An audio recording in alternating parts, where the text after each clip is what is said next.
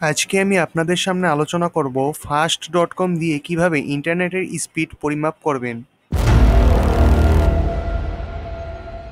তো এটি করার জন্য প্রথমে আপনারা আপনাদের যে কোনো একটি পছন্দের ব্রাউজার ওপেন করবেন, তারপর সার্চ বারে যাবেন এবং লিখবেন ফাস্ট.কম, তারপর ইন্টারে ক্লিক করবেন।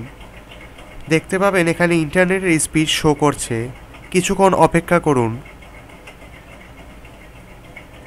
এবার যখন ইন্টারনেটের স্পিড পরিমাপ সম্পূর্ণ হবে তখন শো মোর ইনফো এটিতে ক্লিক করুন।